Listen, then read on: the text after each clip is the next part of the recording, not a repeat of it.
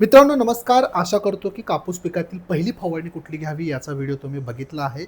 आज आपण चर्चा करणार आहोत कापूस पिकातील दुसरी फवारणी आपण कधी, का, कोणती आणि कशी घ्यावी. व्हिडिओ खूप महत्त्वाचा आहे. व्हिडिओ पूर्ण पहा. व्हिडिओच्या शेवटी जर तुम्हाला माहिती आवडली तर हा व्हिडिओ तुमच्या इतर कापूस उत्पादक शेतकऱ्यांबरोबर नक्की शेअर करा, कारण त्यांचा देखील फायदा होणं तितकंच गरजेचं आहे. पुढे जाण्या अगोदर एक छोटीशी सूचना. तुम्हाला माहीतच आहे आपल्याकडे कापूस, सोयाबीन, गहू, हरभरा, कांदा, कोथिंबीर, खरबूज, कलिंगड आणि ऊस सोबतच केळी पिकाचे देखील शेड्यूल उपलब्ध आहे. या शेड्यूलमध्ये मित्रांनो तुम्हाला त्या पिकाची लागवड ते काढणी पूर्ण माहिती असते, मराठीमध्ये माहिती असते आणि हे शेड्यूल तुम्हाला PDF स्वरूपामध्ये तुमच्या WhatsApp नंबरवरती पाठवण्यात येतं. कसं खरेदी करायचं? डिस्क्रिप्शन बॉक्समध्ये याच्या सर्व लिंक्स आहेत, तिथं जा, ऑनलाईन पेमेंट करा. ऑनलाईन पेमेंट केल्यावर पुढच्या 10 मिनिटांमध्ये शेड्यूल तुम्हाला WhatsApp नंबरवरती PDF स्वरूपामध्ये पाठवण्यात येईल. नक्की खरेदी करा. जे शेतकरी शेड्यूल खरेदी करतात त्यांचं पीक निघेपर्यंत मी त्यांना WhatsAppच्या माध्यमातून ऑनलाईन सल्ला देत असतो, म्हणजे त्यांनी विचारलेल्या प्रश्नाची थेट उत्तरं मी त्या ठिकाणी देत असतो. ठीक आहे, सूचना समाप्त. शेड्यूलबद्दल काही शंका असल्यास स्क्रीनवर दिलेल्या WhatsApp नंबरवरती आम्हाला लगेच मेसेज करा. मित्रांनो, कापूस पिकातील दुसरी फवारणी कधी करावी या प्रश्नाचं उत्तर जर तुम्ही नीट पाहिलं तर कापसाची दुसरी फवारणी पेरणीनंतर आपल्याला 35 ते 40 दिवसांनी करायची आहे, जेव्हा कापसाच्या पिकाला फांद्या फुटण्याची अवस्था असते. ठीक आहे, आणि का करावी याच्या मागचा उद्देश जर आपण पाहिला तर या अवस्थेमध्ये पिकाला नवीन फांद्या व फूट येत असते. अशा वेळी फुलकिडे आणि पांढरी माशी पिकांचे मोठे नुकसान करू शकतात. नवीन येणारे फुटवे निरोगी राहावेत आणि त्यांची शाखीय वाढ वेगाने व्हावी यासाठी आपल्याला ही फवारणी करणं गरजेचं आहे. कधी फवारणी करावी आणि का करावी आशा करतो की याचं उत्तर तुम्हाला मिळालेलं आहे. आणि गरज असेल तर लगे हात स्क्रीनचे स्क्रीनशॉट काढून ठेवा, जेणेकरून ही माहिती तुमच्याकडे सेव्ह राहील.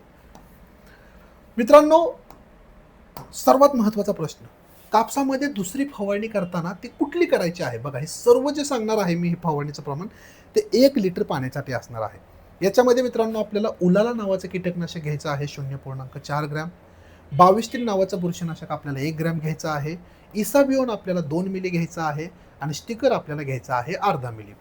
हे सर्व औषधं 1 लिटर पाण्यासाठी योग्य प्रमाणे आपल्याला मिक्स करून आवश्यक तितकं द्रावण तयार करा, तुमच्या कापूस पिकावरती फवारणी करा. काय फायदे होणार आहेत? सुरुवातीला मी सांगितल्याप्रमाणे उलालामुळे या ठिकाणी पांढरी माशी आणि तुडतुड्याचा दीर्घकालीन त्या ठिकाणी बंदोबस्त होणार आहे.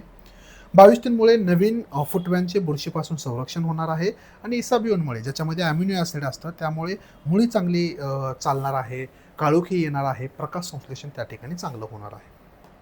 ठीक आहे, कापसातील दुसरी फवारणी सर्व प्रमाण 1 लिटर प्रमाणे आहे. आवश्यक असेल तर त्या ठिकाणी स्क्रीनशॉट काढून घ्या.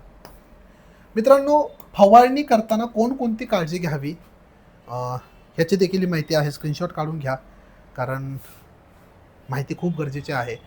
फवारणी बघा, सकाळी 8 ते 11 किंवा सायंकाळी त्या ठिकाणी 4 ते 6च्या दरम्यान करायची आहे. पाऊस, वेगाचा वारा असेल, पानांवरती दव असेल तर फवारणी करू नये.